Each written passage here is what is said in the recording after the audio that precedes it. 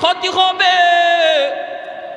আর মালিক চায় চায় দেখবে, এটা হতে পারে না, কারণ একজন আর একজনের বন্ধু, ঠিক কিনা জোরে বলেন। জিব্রাইল আমিন যেই মাত্র আমার নবীকে খবর দিলেন, নবী আর সামনে যান না, মায়ার নবী রিটার্ন চলে আইতেছেন।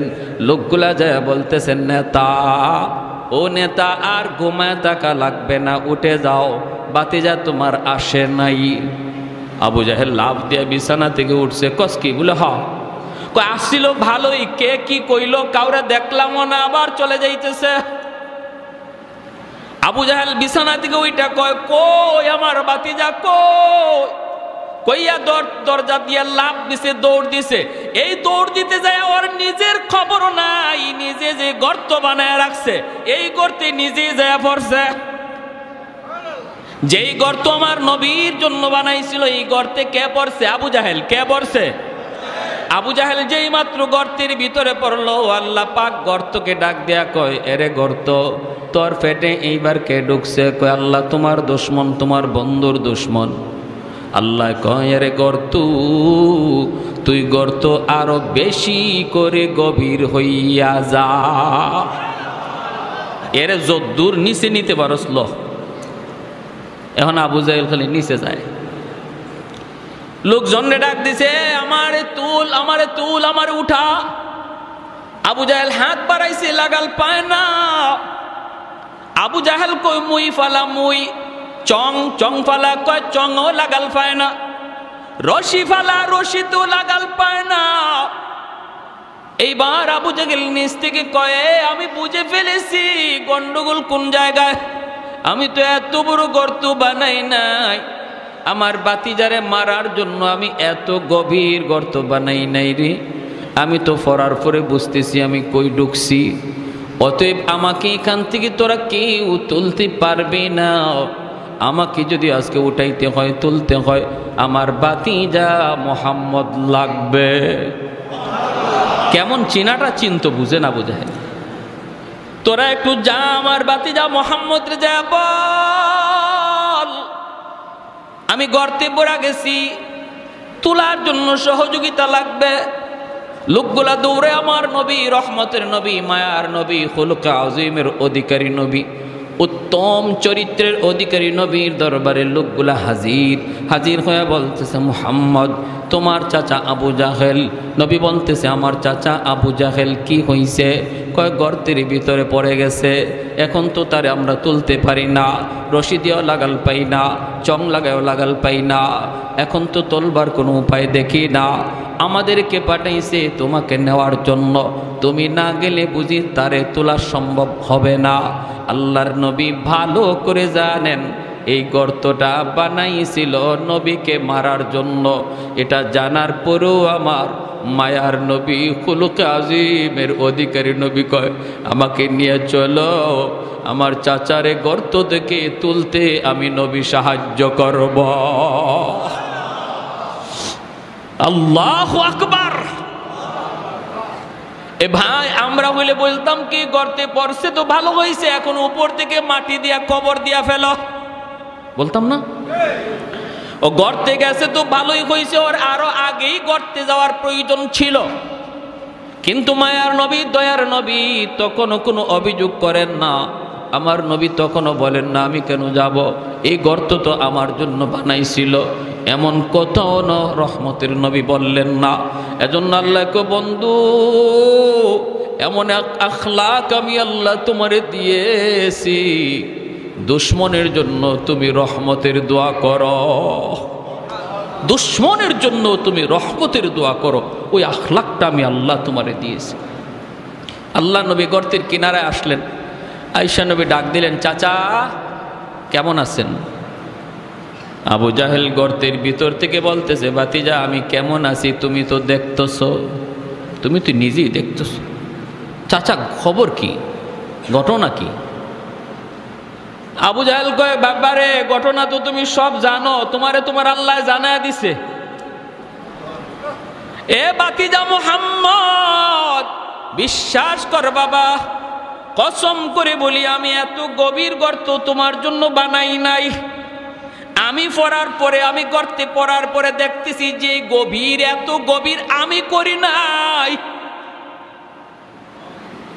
আমার হাতে লাগাল পায় না, চঙে লাগাল পায় না, রশি দিয়া লাগাল পায় না। অতএব বাতিজা আমার বুঝতে বাকি নাই গন্ডগোল আসমানে লাগছে। আগুন লাগায়া দিছি আমি আসমানে, পানি দেয় যদি জমিনে, কোনোদিন আগুন নিববে না। বাতিজা মুহাম্মদ, ও মুহাম্মদ একটু তুলো বাবা, তুমি যদি হাত না বাড়াও আমাকে কেউ গভীর গর্ত থেকে তুলতে পারবে না। আল্লাহর নবী তখন বলতেছেন, চাচা গো, 4000-এর বেশি বার আপনার কাছে দাওয়াত লইয়া গেছি, মাথায় পর্যন্ত আঘাত করে রক্ত ঝরাইছেন, এরপর আমি দাওয়াত দেওয়া বন্ধ করি নাই। ও চাচা, জীবনের শেষ সময় গর্তের উপর থেকে তুমি অন্তত বলো, এতটুকু যখন বুঝলা আমি হাত না বাড়াইলে তুমি উঠতে পারবা না, এতটুকু যখন বুঝছো বাকিটা তুমি বুঝো না কেন? আবু জাহেল কয়, বাবারে বাকিটাও বুঝবো, আগে উপরে তুলো। বাকিটাও হবে, আগে উপরে তুলো। আল্লাহর নবী কয়, তুমি ওয়াদা করো, ওয়াদা করো। আবু জাহেল গর্তের ভিতর থেকে বলতেছে, আমি ওয়াদা করলাম এইবার আমার রহমতের নবী, মায়ার নবী, তার নবুতি হাত মুবারক বাড়ায় দিছেন। আল্লাহ পাক ডাক দেয়া কয়, রে গর্ত, এইবার তোর দিকে আমার মায়ার নবীর নবুতি হাত, রহমতের হাত চলে এসেছে। আমার নবীর বরকতি হাত যেখানে লাগে সেখানেই বরকতের ছোঁয়া লেগে যায়। তোর দিকে আমার বন্ধুর বরকতি হাত বাড়ায় দিছে রে গর্ত। আর আবু জাহেল রে নিচে লাগবি না, উপরে উঠে আমার বন্ধুর হাতের সাথে হাত মিলায়া দে। লিফটের মতো আবু জাহেলকে গর্তের ভিতর থেকে উপরে উঠাইতে লাগলো। আমার নবী, রহমতের নবী, মায়ের নবীর হাত মোবারক আবু জাহেল ধরলো। নবীজি টান দিয়া উপরে উঠায় ফেললেন। আল্লাহু আকবার। এইবার নবী বলতেছেন, চাচা গো, এবার বলুন, কালেমা পড়ুন, কালেমা পড়ুন। আবু জাহেল তখন বলতেছে, বাতিজারি, তুমি যে এত বড় জাদুকর আমি আগে জানি না। নাউজুবিল্লাহ। আরো আস্তে, আর একটু জোরে, আর একটু জোরে, নাউজুবিল্লাহ। কই, তুমি যে এত বড় জাদুকর এটা আমি আগে জানি না। আল্লাহ নবী বলতেছেন, চাচা বুঝছি কপালে তোমার হেদায়েত নাই। ইন্নাকা লা তাহদি মান আহবাবতা ওয়ালাকিন্নাল্লাহা ইয়াহদি মান ইয়াশা। আল্লাহ বলে, বন্ধু, তুমি যারে চাও তারে তুমি হেদায়েত দিতে পারবা না, হেদায়েত দেওয়ার মালিক হলাম আমি আল্লাহ। হেদায়েত দেওয়ার মালিক কে? আর একটু জোরে বলেন কে? এজন্যই মায়ার নবীর সবচেয়ে মায়ার চাচার নাম হলো আবু তালিব। আবু জাহেল কিন্তু নবীর এত মায়ার চাচা না। আবু জাহেল নবীর আপন চাচাও না। আমার নবীর আপন চাচা হলো আবু লাহাব, নবীর আপন চাচা হলো আবু তালিব, নবীর আপন চাচা হলেন হযরত আব্বাস রাদিয়াল্লাহু আনহু। আবু তালিব নবীর উপরে ঈমান আনে নাই, কিন্তু আমার নবীকে এত মায়া করছেন, যত জীবন আবু তালিব জীবিত ছিলেন আমার নবীর গায়ে টুকা দেওয়ার মতো সাহস বেঈমান করে না, এত আদর করছে। শিয়াবে আবি তালিব 2 বছরের জন্য আমার নবী, নবীর পরিবারকে কারাগারে বন্দী করে রাখলো ওরা, মক্কার কাফিররা। 2 থেকে 2.5 বছর নবী বন্দী ছিলেন, একা না, গোটা পরিবারটা। এবং নবীর সাথে নবী পরিবারের লোক যারা মুসলমান হয় নাই এরাও বন্দী ছিল, এর মধ্যে আবু তালিবও বন্দী। অথচ আবু তালিব কিন্তু মুসলমান হন নাই, কিন্তু নবীর সঙ্গ দেওয়ার কারণে, নবীর পক্ষে থাকার কারণে এরা আল্লাহর নবীর চাচা আবু তালিব সহ কারাগারে বন্দী করে ফেললো, একটা জায়গা অবরোধ করে ফেললো, বাহির থেকে খানা পানি কিছুই দেয় না। 1 বছর নয়, 2 বছর, 2.5 বছর পর্যন্ত চলে গেছে। শিশু বাচ্চারা কান্নায় অস্থির হয়ে যাইত, মার বুকের দুধটা পর্যন্ত শুকায় গেছে। ওই অবস্থায় আমার নবী, রহমতের নবী বলেন, ওই কারাগারে আমি নবী গাছের পাতাও খাইছি। এত যন্ত্রণা, এত যন্ত্রণা। রাতের অন্ধকারে আমার পায়ের নিচে নরম কি যেন একটা জিনিস পড়ছে, পেটের ক্ষুধায় যন্ত্রণায় সাহাবীরা রে ওই দিন আমি পায়ের নিচ থেকে উঠাইয়া কি খাইছিলাম পেটের ক্ষুধায় আমি নবী আজও জানি না। আজও আমি জানি না ওই দিন কি খাইছিলাম। সেই আবু তালিব আমার নবী, রহমতের নবী, ওই বন্দি দশায় নবী যেই খাটের মধ্যে ঘুমাইতেন, আবু তালিব আল্লাহর নবীর ঘরের চতুর্দিকে পাহারা দিতেন। পাহারা, দরজার সামনে পাহারা দিতেন। নবী একদিন ঘুম থেকে উঠে গেছেন, ওইটা বলতেছেন, চাচা আপনি ঘুমান না, রাত গভীর হয়ে গেছে, আপনি বুঝি ঘুমান না? আবু তালিব বলতো, বাতিজা মুহাম্মদ, বাতিজা আমার ভয় হয়, আবু জাহেলের লোকগুলা রাতের অন্ধকারে তোমার ঘরে ডুইকা তোমার কোনো ক্ষতি করে ফেলে কিনারে বাতিজা, এজন্য আমি রাতে ঘুমাইতে পারি না। ঘুম থেকে লাফ দিয়ে উঠে যায়, আমার বাতিজার জানি কি হইতেছে। আল্লাহ নবী এজন্য আবু তালিবের ইন্তেকালের সময় মায়ের নবী চোখের পানি জরে জরে কাঁদতেছেন, আর কাছে যেয়ে বলতেছেন, চাচা গো, একবার শুধু আমার কানে কানে আপনি কালেমাটা পড়ে নিন, কিয়ামতের ময়দানে আমি নবী আপনারে না লইয়া জান্নাতে যাইমু না। আল্লাহ নবী এত অনুনয় বিনয় করে চোখের পানিটা জড়ায় জড়ায় নবী কাঁদতেছেন আর বলতেছেন। আবু জাহেল, উতবা, সাইবা লোকগুলা পাশে দাঁড়ায় আছে, ওরা দেখতেছে আবু তালিব মনে হয় কালেমা পড়ে ফেলবে। এমনি আবু জাহেল ডাক দেয়া কয়, আবু তালিব তুমি আমাদের নেতা ছিলা, সারা জীবন বাপদাদার ধর্মের উপরই ছিলা, মৌতের সময় যদি মুহাম্মদের ধর্ম লইয়া মরো, মক্কার মানুষ তোমারে কাপুরুষ কইব। কাপুরুষ কি কয় শুনছেন? মক্কার মানুষ তোমারে কাপুরুষ কইব, মৌতের সময় মুহাম্মদের ধর্ম লইয়া মরছে, ভাতিজার ধর্ম লইয়া মরছে। এ আবু তালিব তুমি চিন্তা করে দেখো। এইভাবে যখন বলছে আমার নবী, রহমতের নবীকে আবু তালিব বলতেছে, বাতিজা আমি ভালো করে জানি রে বাতিজা, তুমি সত্য, তুমি নবী সত্য, তোমার ধর্ম সত্য, এরপরও পারলাম না আমি, মৃত্যুর পর ওরা আমাকে অপবাদ দিবে। এভাবে ইমান সারাই তার ইন্তেকাল হলো। নবী চোখের পানিটা জড়ায় জড়ায় কাঁদতেছেন। ওই সময় আমার আল্লাহ আয়াত নাজিল করে কয়, বন্ধু তুমি যারে ভালোবাসো তারে তুমি হেদায়েত দিবা, বিষয়টা এমন না। হেদায়েতের খাজানার মালিক হলাম আমি আল্লাহ। জাহান্নামের সর্বনিম্ন শাস্তিটা দেওয়া হবে নবীর চাচা আবু তালিবকে, এক জোড়া জুতা পরাইয়া দেওয়া হবে জাহান্নামের। আল্লাহ নবী বলেন এই জাহান্নামের এক জোড়া জুতা পরানো হবে। কেন? পায়ের তালার মধ্যে এই জুতাটা। এরও একটা হিকমত লেখছেন মুহাদ্দিসিনে কেরাম হাদিসে। আবু তালিবের শরীরের এমন কোনো জায়গা বাকি ছিল না যেখানে আমার নবীর পবিত্র দেহের ছোঁয়া লাগে নাই। আদর করতে গিয়ে, ছোট্টবেলা থেকে আমার নবীর আদর করতে গিয়া নবীর দেহটা তার দেহে লাগে নাই, এমন কোনো জায়গা বাকি ছিল না, শুধুমাত্র পায়ের তালা ছাড়া। শুধুমাত্র পায়ের তলা, পায়ের তলাটা ছাড়া বাকি সব জায়গায় নবীর দেহের ছোঁয়া লাগছে। এজন্য জাহান্নামের আগুন ধরতে পারে না। পায়ের তালার মধ্যে যেহেতু নবীর ছোঁয়া লাগে নাই, এজন্য আল্লাহ জাহান্নামের দুটা জুতা পরাইয়া দিবে। এতে করেই মাথার মগজ, ভাত যেভাবে টকবক করে, ভাত যেভাবে টকবক করে ওই রকম মাথার মগজ টকবক করবে। নবী বলেন এটাই জাহান্নামের সর্বনিম্ন শাস্তি, যে শাস্তিটা আল্লাহ আমার চাচা আবু তালিবকে দিবে। এটা সর্বনিম্ন।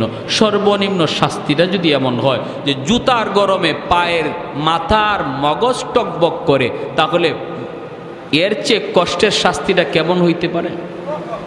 আল্লাহ আল্লাহ তুমি আমাদেরকে জাহান্নামের আযাব থেকে বাঁচাও, আল্লাহ হেফাজত করো। সবাই বলে আমিন।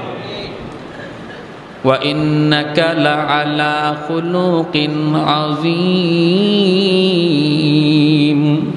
এজন্যই আল্লাহ পাক রব্বুল আলামিন বলে, বন্ধু তোমাকে আমি আল্লাহ খুলুকে আযীমের অধিকারী করেছি। বন্ধু এত সুন্দর আখলাক, এত সুন্দর ব্যবহার আমার নবীর ছিল। ভাইরা বন্ধুরা, এত সুন্দর কেন সুন্দর হবে না? কারণ তিনি কুল কায়নাতের মধ্যে শ্রেষ্ঠ। যেই নবীর আগমনের উসিলায় আল্লাহ কায়নাতকে সাজাইছে, যেরকম সুবহানাল্লাহ। আসমান আল্লাহ সাজাইছে নবীর কারণে, জমিন আল্লাহ সাজাইছে জমির নবীর কারণে, আমাকে আপনাকে সাজায় রাখছে আল্লাহ নবীর কারণে। যেরকম না সুবহানাল্লাহ। ভাইরা বন্ধুরা, জন্য নবী দুনিয়াতে আগমনের বহু আগেই আল্লাহ পাক আসমানি কিতাবগুলার ভিতরে আমার নবীর আগমনের খবর আল্লাহ দিয়া দিছে রে বন্ধু। আল্লাহ পাক রব্বুল আলামিন বলতেছে, মুহাম্মাদুর রাসূলুল্লাহ ওয়াল্লাযীনা মাহু আশিদ্দাউ আলাল কুফফার রুহামাউ বাইনাহুম তারাহুম রুকআন সুজদান ইয়াবতাগুনা ফাদলাম মিনাল্লাহি ওয়া রিদওয়ানা সীমাহুম ফি উজুহিহিম মিন আসারিস সুজুদ যালিকা মাসালুহুম ফিত তাওরাতি ওয়া মাসালুহুম ফিল ইনজিল। তাওরাত কিতাবের ভিতরে আমার নবীর আলোচনা আসেনি না নাই? ইনজিল কিতাবের মধ্যে আসেনি না নাই? এজন্য তাওরাত কিতাবের 400 জন পণ্ডিত, তাওরাত কিতাবের 400 জন পণ্ডিত ইয়ামেনের বাদশাহ তুব্বাই আউয়াল হিময়ারি, ওই বাদশার দরবারে তাওরাত কিতাবের 400 আলিম তারা থাকেন। তারা বাদশাকে জানাইছে, বাদশাহ আমরা তো এখন তাওরাত কিতাব মানতেছি, আখিরি জমানায় একজন নবী আগমন করবে, ওই নবীর কাছে আল্লাহ পাঠাইবে কোরআন, আর নবীর আগমনের জন্ম হবে মক্কার জমিন, নবী হিজরত করে যাবেন মদিনাতুল মুনাওয়ারায়। তাওরাত কিতাবের ভিতরে আমরা সব পেয়েছি। এইবার ইয়ামেনের বাদশাহ তুব্বাই আউয়াল হিময়ারি কয়, আমার মন চায় মক্কা দেখব, মদিনা দেখব, তোমরা আমাকে একটু মক্কা দেখাইবানি। এই বইলা 400 জন আলেমকে সাথে লইয়া ইয়ামেনের বাদশাহ তুব্বাই আউয়াল হিময়ারি আমার নবীর জন্মের 1000 বছর আগে, আল্লাহু আকবার জোরে বলেন, ইতিহাস প্রসিদ্ধ এক ইতিহাসের কিতাব আল বেদায়া ওয়ান নেহায়া, এই কিতাবের ভিতরে ঘটনা এনেছেন নবীর সম্মানের কথা। কি বলবো, আমার নবীর জন্মের আগের শানের কথাটা শুধু শুনেন, মনোযোগ দিয়া শুনেন। মানুষের সম্মান শুরু হয় জন্মের পর, মানুষের জীবনী আলোচনা হয় জন্মের পর, আর আমার আপনার নবীর জীবনী শুরু হয়ে গেছে জন্মের বহু বহু আগে। আল্লাহু আকবার। ইয়ামেনের বাদশা কয়, আমি মক্কায় যাব, 400 জন আলেম সঙ্গে লইয়া, বিশাল সৈন্যবহর সাথে লইয়া তারা মক্কার ভিতরে ঢুকতে যাবে। মক্কার ভিতরে মাত্র ঢুকতে যাবে রে ভাই, ইয়ামেনের বাদশা দেখে মক্কার কোনো মানুষ তারে স্বাগতম জানাইতে বের হয় না। বাদশার মাইন্ডে বড় লাগলো, বাদশা বড় মাইন্ডে লাগলো। বাদশা আলেমদেরকে বলতেছে, ঘটনা কি, এতভাবে জানাইলাম, এত নিউজ দিলাম, আমি মক্কা আসতেছি, তখনকার সময়ের সবচেয়ে ক্ষমতাধর বাদশা, এত বড় বিশাল বহর, মক্কার মানুষ বুঝি নাই, কেউ আমাকে সম্মান জানাইতে বের হয় না। 400 জন আলেম তখন বলতেছে, বাদশা জাহাপনা, মক্কার মানুষের কাছে একটা ঘর আছে, যেই ঘরের নাম হলো বাইতুল্লাহ, খানায়ে কাবা। ওই ঘরটা হলো পৃথিবীর সবচেয়ে সম্মানী ঘর, এই ঘরের সম্মান তাদের কাছে সবচেয়ে বড়। এজন্য এই ঘরকে পিছনে রেখে এরা কারো সম্মানে মক্কা থেকে বের হয় না, কারণ ঘরের চেয়ে সম্মানী এখনো কেউ দুনিয়াতে আল্লাহ পাঠায় নাই। অতএব আল্লাহর ঘরকে রেখে কারো সম্মানে ওরা মক্কা থেকে বের হয় না। তুব্বাই আউয়াল হিময়ারি কয়, আমার মাইন্ডে লাগলো, তাহলে আমি এই ঘর রাখবো না, যেই ঘর আমার সম্মানে বাধা হয়ে দাঁড়ালো। এসে গেল মক্কায় বাইতুল্লাহর ঘরে, আল্লাহর ঘরখানায় কাবার সামনে। 400 জন আলেম বাধা দেয়, ও বাদশা জাহাপনা, সব জায়গায় আঙ্গুল দিও না, সব জায়গায় তুমি বিয়াদবি কইরো না, সব বিয়াদবি আল্লাহ সইতে পারে, আল্লাহর ঘরের সাথে বিয়াদবি আল্লাহ সইতে পারে না। সব বিয়াদবি আল্লাহ সইতে পারে, কিন্তু আল্লাহ তার বন্ধুর সাথে বিয়াদবি সইতে পারে না। আওয়াজ দেয়া বলেন ঠিক কিনা? এজন্য নবীর সাথে যারা এই বিয়াদবি করেছে, নবীর যুগে প্রত্যেকটা বিয়াদবরে আল্লাহ ধরছে। আল্লাহ কয়, আমি আল্লাহ আমার কথা সইতে পারবো, আমার বন্ধুরে গালি দিলে আমি সইতে পারি না। আর নবী কয়, আমি নবী আমার গালি সইতে পারি, আমার আল্লাহরে গালি দিলে আমি নবী সইতে পারি না। বন্ধু বন্ধুর জন্য কতটা পাগল! বাইতুল্লাহ হাত দিয়া দিবে ভাঙ্গার জন্য, 400 জন আলেম বাধা দেয়, এরপরও তুব্বায় আউয়াল হিমিয়ারি বাধা মানতে রাজি না। হাতটা দিয়ে দেয় আলেম ওলামারা বাধা দেয়, বাধা মানে না। যেই মাত্র হাতটা আল্লাহর ঘরে মাত্র লাগাইলো ভাঙ্গার নিয়তে, সাথে সাথে নাক মুখ দিয়া রক্ত বের হওয়া শুরু হলো, ফিনকে দিয়া রক্ত বের হওয়া শুরু হলো। বাদশার সাথে সাথে যেই জায়গায় দাঁড়ানো ছিল জায়গার মধ্যেই দাঁতি লেগে গেল, মরে যাবে, রক্ত বক্ত বন্ধ হয় না। এইবার আলেমরা বলতেছে, বাদশাহ বারবার বলেছিলাম বেয়াদবি সব জায়গায় আল্লাহ সহ্য করে না, কেন তুমি এমনটা করতে গেলা? বাদশাহ তখন কয়, আমি মাপ চাই গো, আমাকে মাপ করো, আমি বুঝি নাই। কয়, আল্লাহর ঘর ধরে আবার তুমি মাপ চাও? যেই মাত্র আল্লাহর ঘর ধরে আবার মাপ চাইছে, মালিক আমি ভুল করে ফেলেছি, আল্লাহর সাথে সাথে তওবা কবুল করে তারে সুস্থ বানায় দিছে। বলুন তো, সুস্থতার চাবিকাঠি কার হাতে? আরো জোরে বলেন না, কার হাতে? এই ইয়াকিন আছে তো?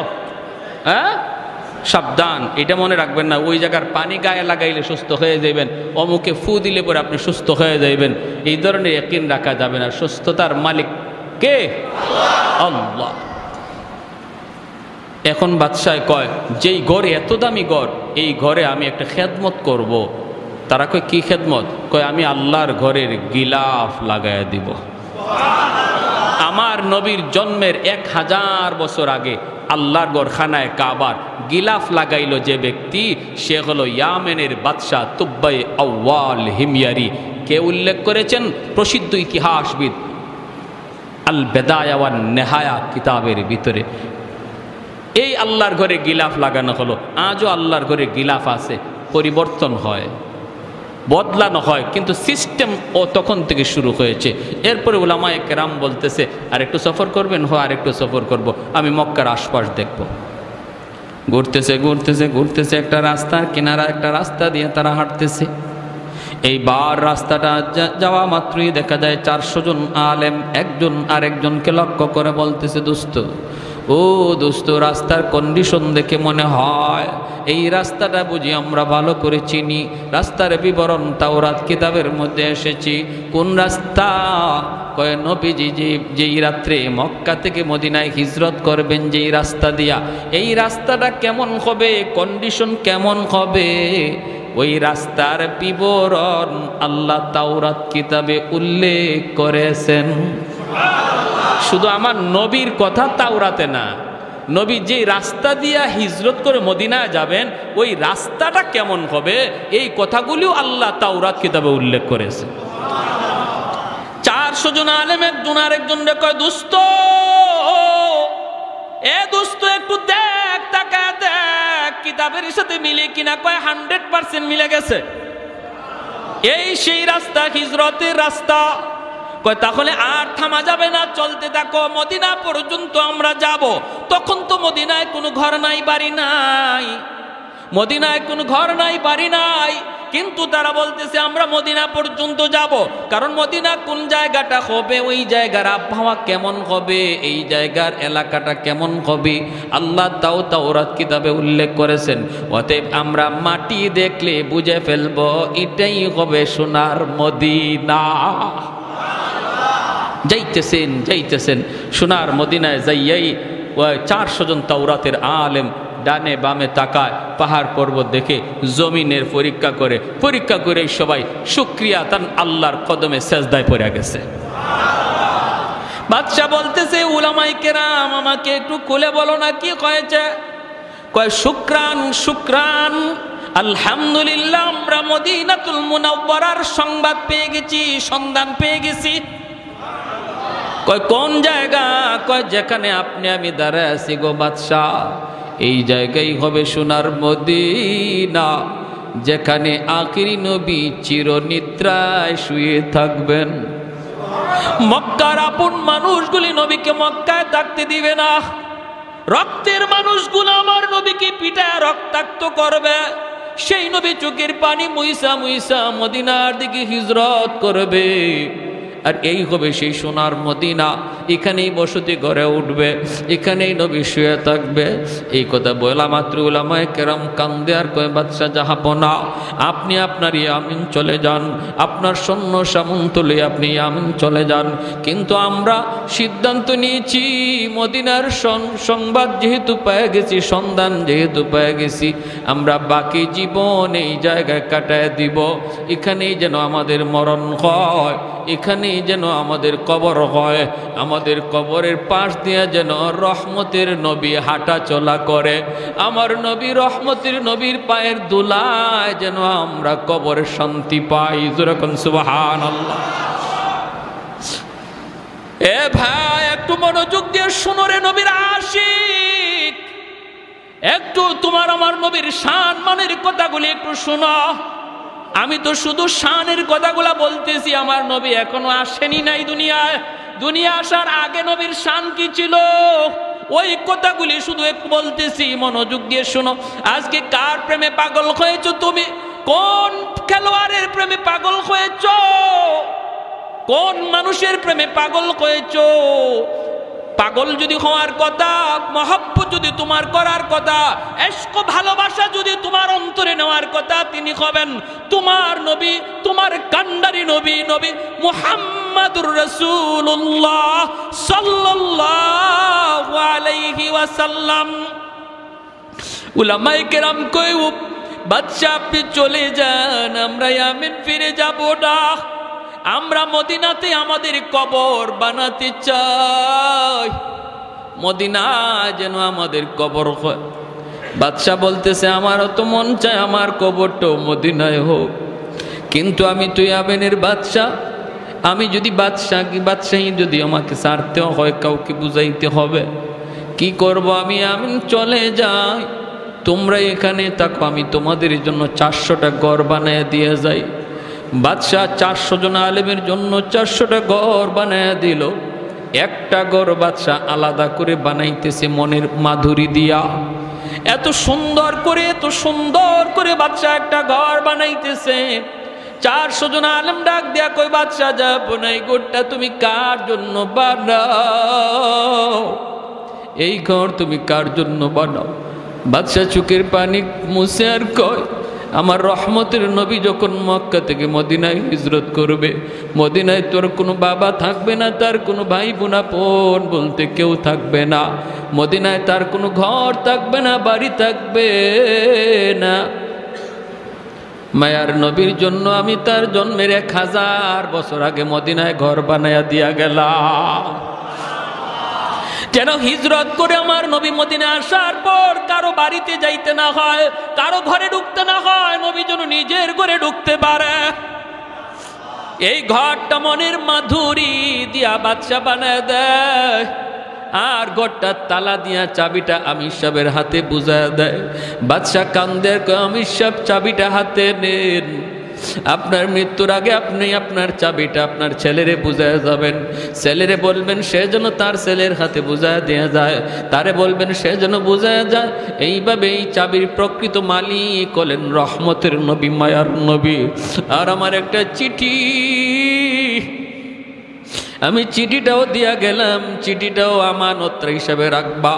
আমার নবীর হাতে যেন চিঠিটা যায় পৌঁছে। আমি সব চিঠি আর চাবি হাতে রাখলো। এ ভাই, আমার নবী 1000 বছর পরে নবী দুনিয়া আসলেন। নবী আস্তে আস্তে বড় হলেন। এরপরে নবী দাওয়াত দিলেন মক্কার মানুষগুলিকে। তারা কিছু মানলো, কিছু মানলো না। নবীকে মক্কায় থাকতে দিল না, বের করে দিল। আমার নবী রাতের অন্ধকারে মক্কা ছেড়ে বের হয়ে চলে আসতেছেন। মক্কার কাছাকাছি আইসা নবী মক্কার দিকে তাকায় চোখের পানি ঝরায় নবী কান্দে আর কয়, এরে মক্কা, আমি তোমার কুলে ছোট থেকে বড় হয়েছি। আমি তোমার মাটিতে কত দৌড়াদৌড়ি করেছি, কত খেলাধুলা করেছি। আজকে আমার আপন মানুষগুলা আমাকে আমার জন্মভূমিতে থাকতে দিল না। আমার মায়ার মানুষগুলা, আমার রক্তের মানুষগুলা আমার মায়ার দেশে আমাকে থাকতে দিল না। নবী যখন চোখের পানি জোরে জোরে কান্দে, আল্লাহ পাক জিব্রাইলকে পাঠায় দিছে, জিব্রাইল আমার বন্ধুরে যা বলো আর যেন না কান্দে, আমি আল্লাহ সইতে পারি না।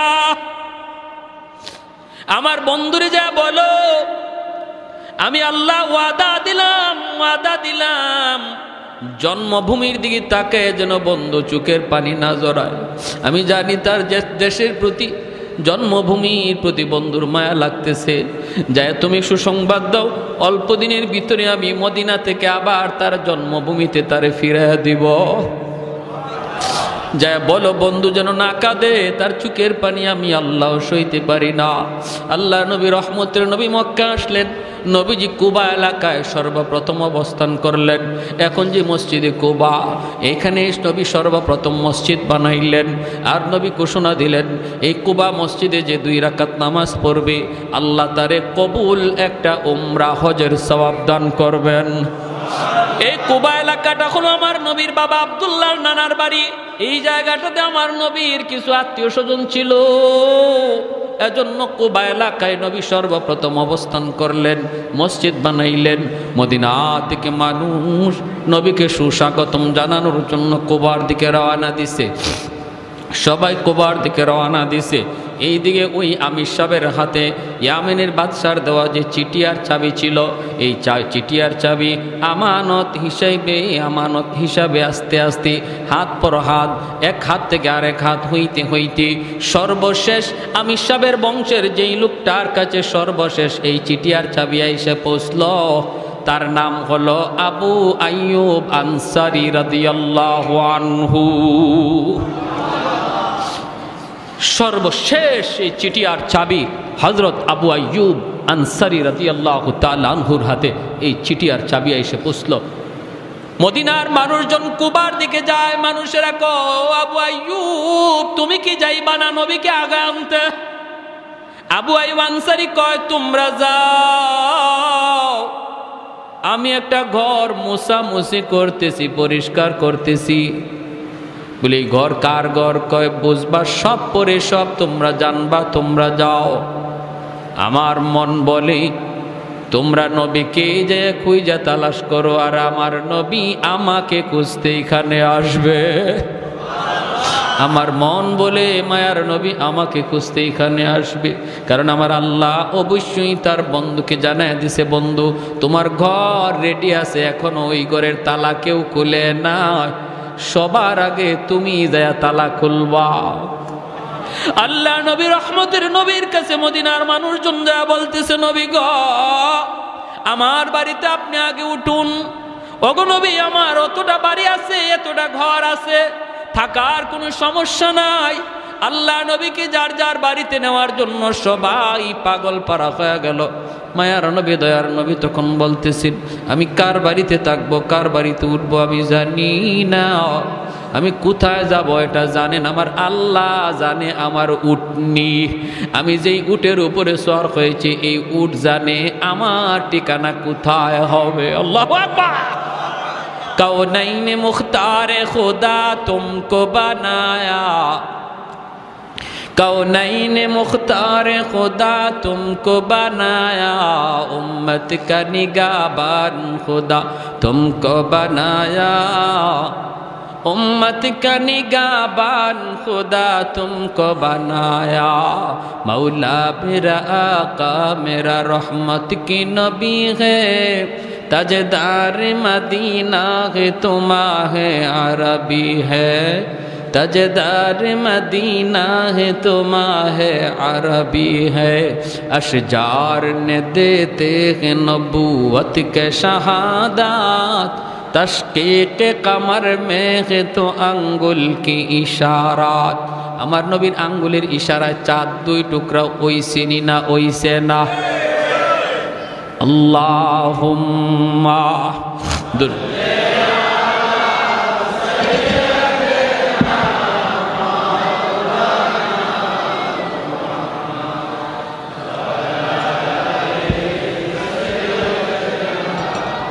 মাওলানা মুহাম্মদ আল্লাহুম্মা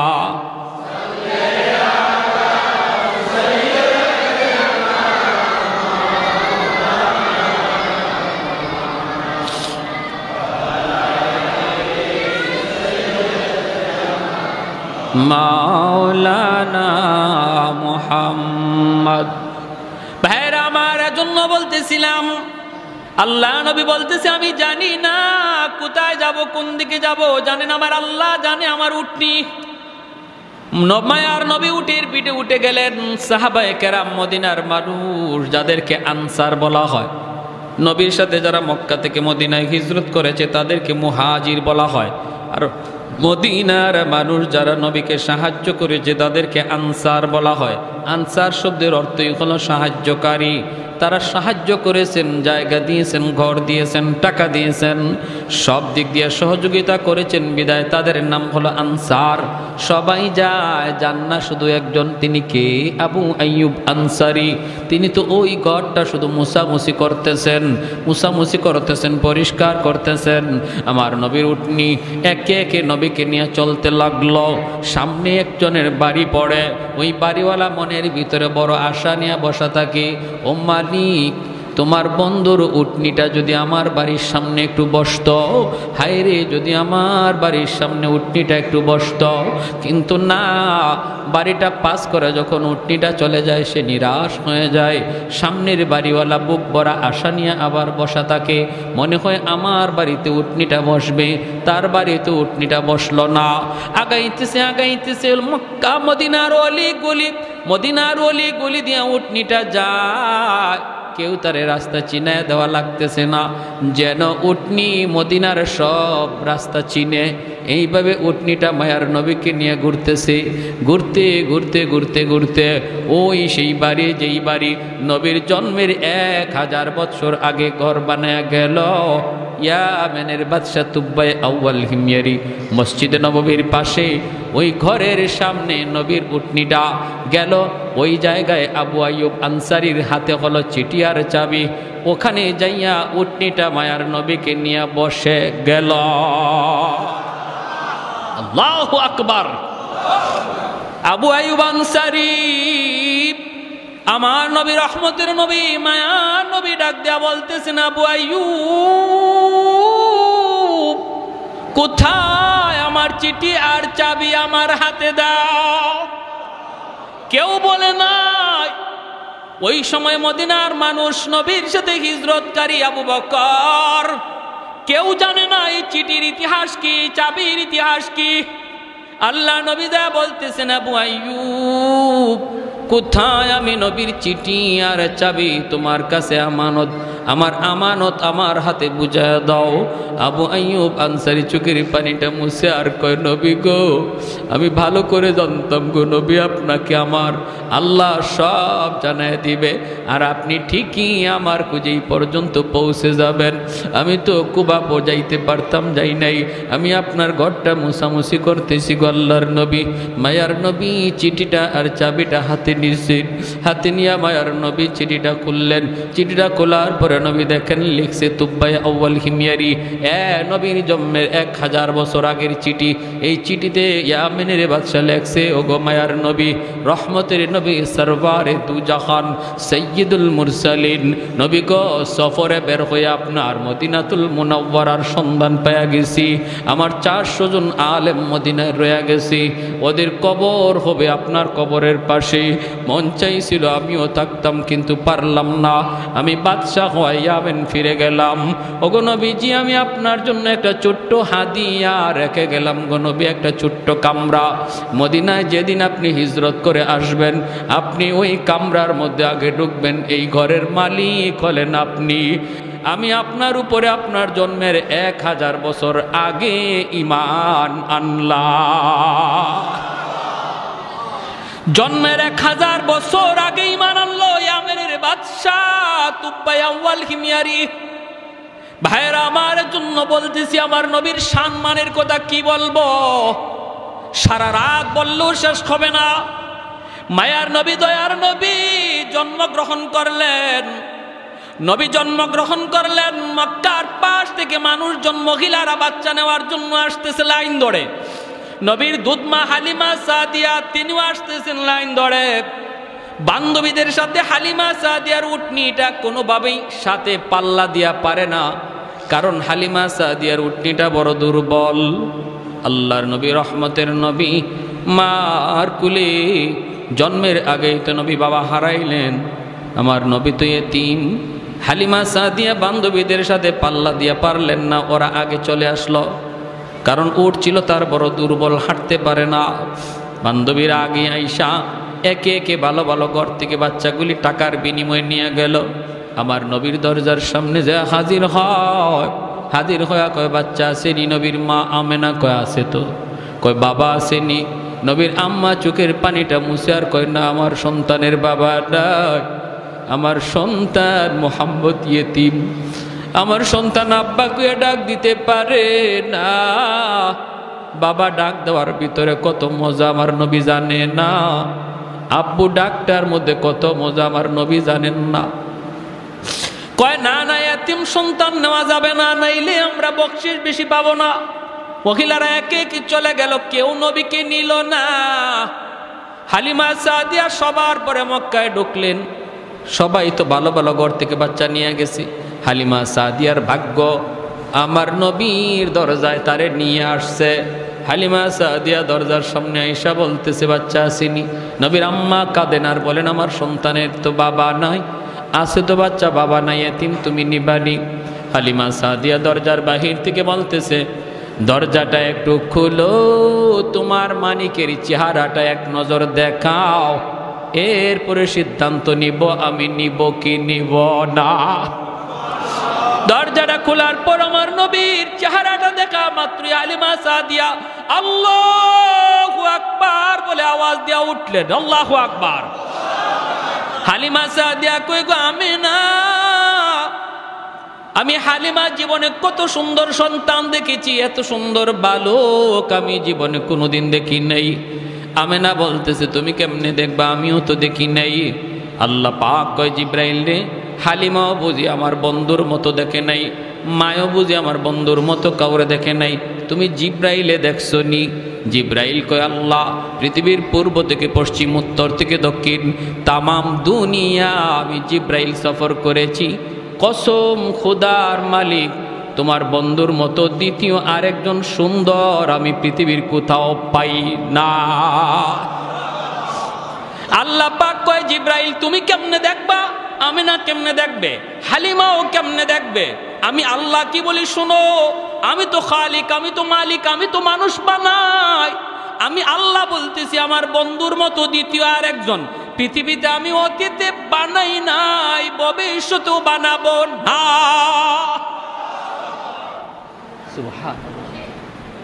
মা আহসানা মিনকা লাম তারাকাত আইনি ওয়া আজমালা মিনকা লাম তালিদিন নিসাউ খুলিকতা মুবাররাআম মিন কুল্লি আইবিন কাআন্নাকা খুলিকতা কামা তাশাউ। এজন্য হযরত হাসান রাদিয়াল্লাহু তাআলা আনহু বলতেন, ওগো নবী আপনার মতো এত সুন্দর কোন চোখ কোনোদিন দেখে নাই, আপনার মতো এত সুন্দর কোন সন্তান পৃথিবীর মা জন্ম দেয় নাই। ওগো নবী আপনার চেহারার দিকে তাকাইলে মনে হয় আল্লাহ আপনারে জিগায়া জিগায়া বানাইছে। আল্লাহ আপনার চেহারা বানাইবার সময় যেন আপনারে জিজ্ঞেস করেছে, বন্ধু আমার তোমার চেহারা আমি আল্লাহ বানাবো, বন্ধু কেমনে বানাইলে তুমি খুশি একটু বলো। ওগো নবীজি আপনার চোখ বানানোর সময় যেন আল্লাহ আপনাকে জিজ্ঞেস করেছে, বন্ধু কেমন চোখ তোমারে দিলে তুমি খুশি হও। নবী গো আপনি যেভাবে চাইছেন যেন আল্লাহ আপনাকে এমন চক্ষুটাই দান করেছে। আপনার প্রতিটা অঙ্গের দিকে তাকাইলে মনে হয় আপনার মর্জি মতো আল্লাহ আপনারে বানাইছে, আর আমাদেরকে বানাইছে আল্লাহ তার নিজের মর্জি মতো, আর আপনারে বানাইছে যেন আল্লাহ আপনার মর্জি মতো। আমারে আপনারে যদি আল্লাহ কইতো আমি আব্দুর রহিম আব্দুল করিম তোমার চোখ কেমনে বানাবো, তোমার চোখটা কেমনে বানাইলে তুমি খুশি, আপনি তখন কি কইতেন? আমি হইলে কইতাম আল্লাহ হরিণের মতো ডাগর ডাগর চোখ। না বিভিন্ন কবিরা দেখবেন কবিতার মধ্যে তার প্রেমিকার কত গল্প করে, কত প্রশংসা করে, করতে করতে জানো আমার মাহবুবার চোখটা কেমন ছিল, হরিণীর মতো ডাগর ডাগর চোখ। তারপরে নাকটা ছিল খুব ধারালো, চুলগুলি ছিল এমন, তারপরে এমন কত প্রশংসা চেহারার।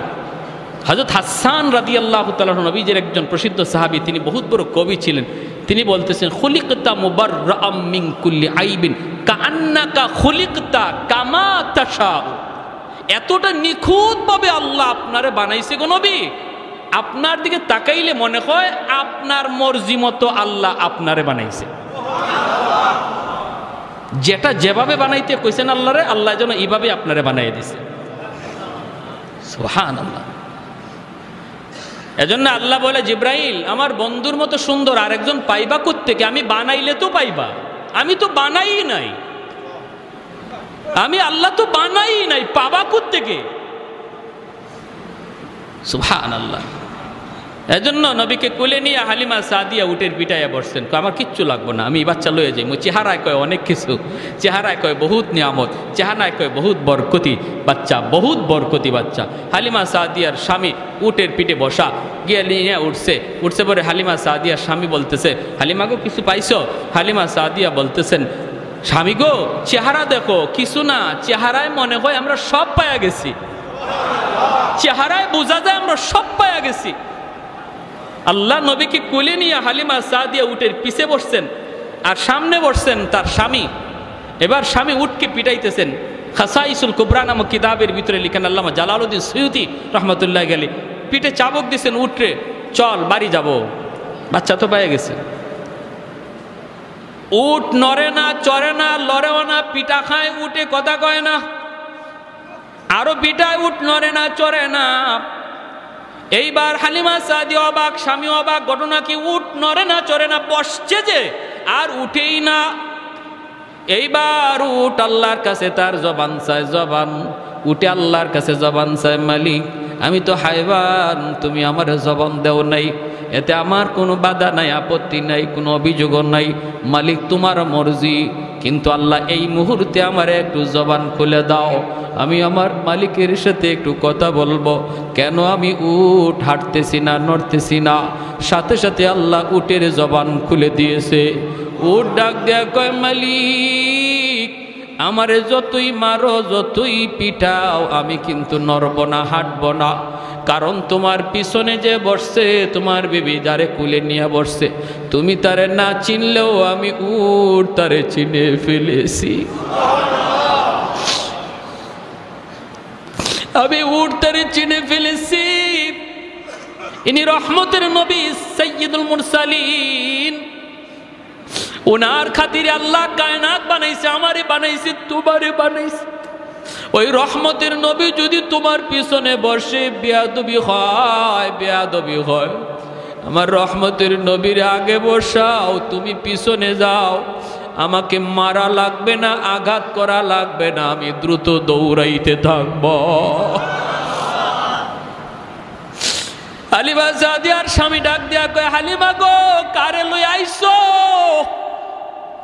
উঠে যারে চিনে, ও হালিমা তুমি সামনে আসো।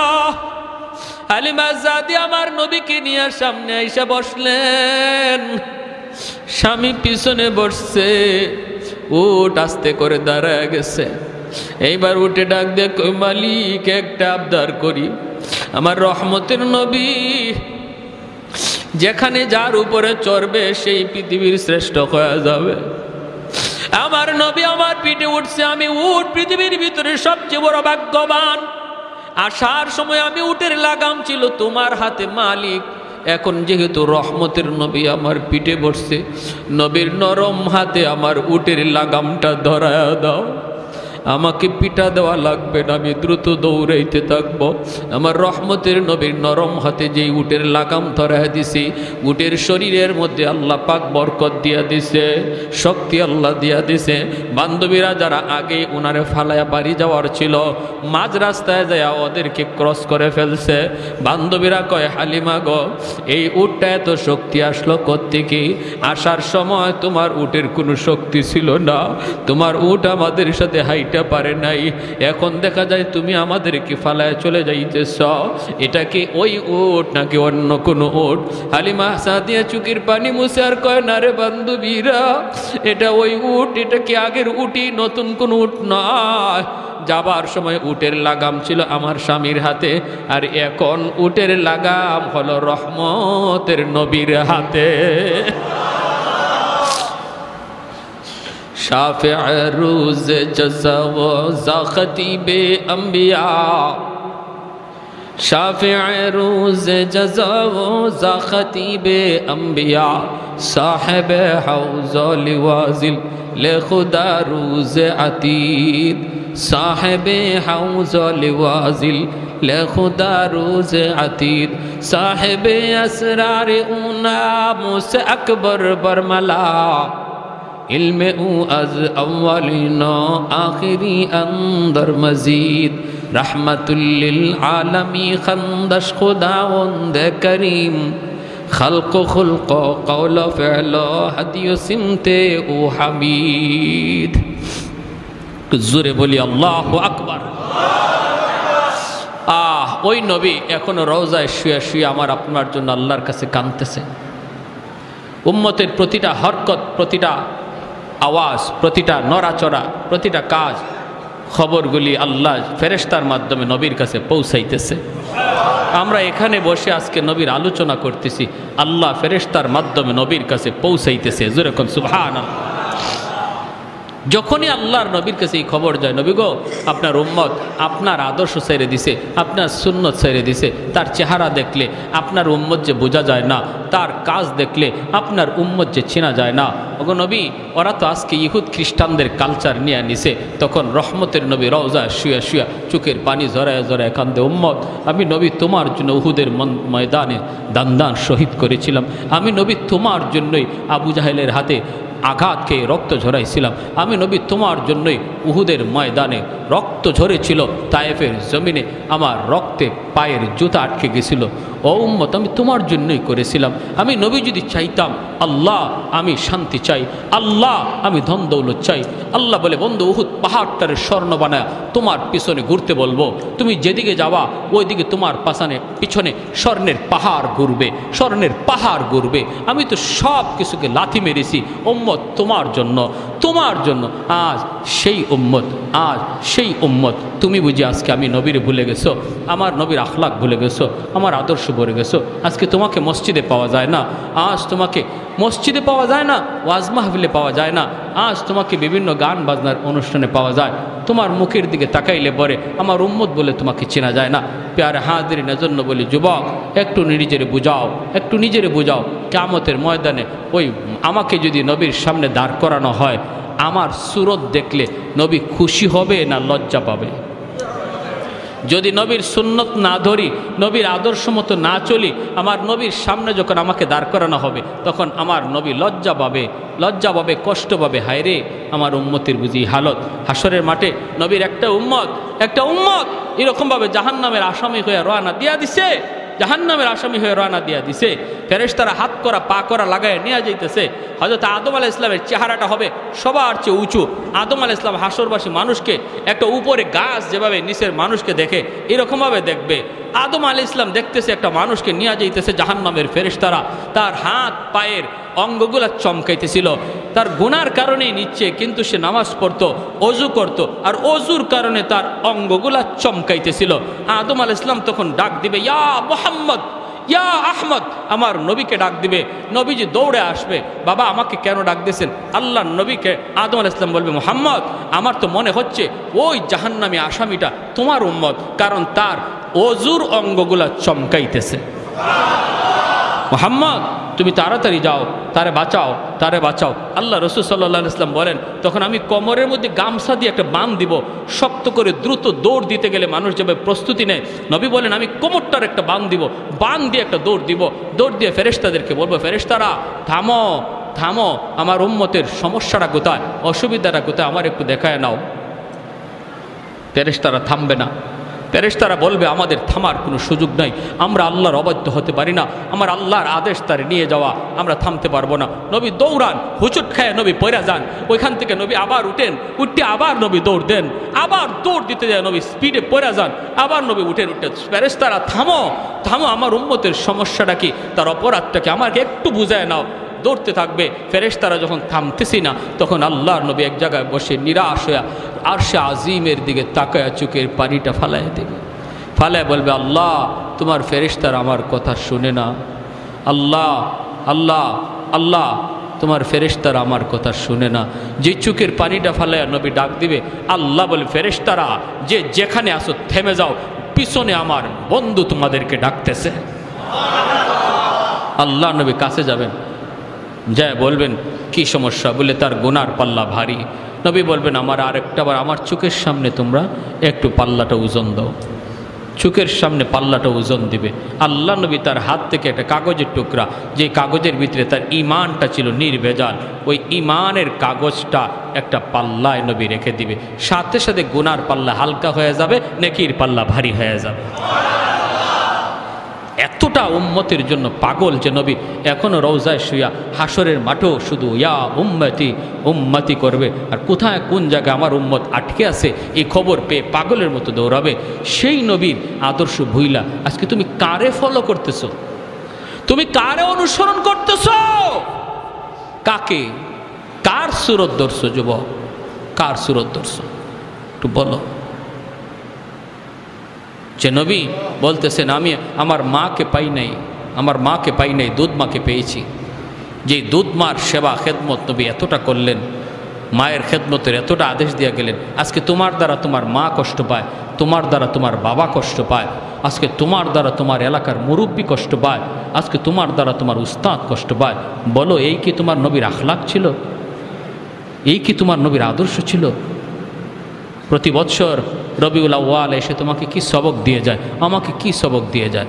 সবক দিয়ে যায় আমার গোটা জিন্দিগিটা যেন নবীর আদর্শে হয়। আমার নামাজের কিবলা হবে বাইতুল্লাহ, আর জীবনের কিবলা হবে মুহাম্মাদুর রাসূলুল্লাহ।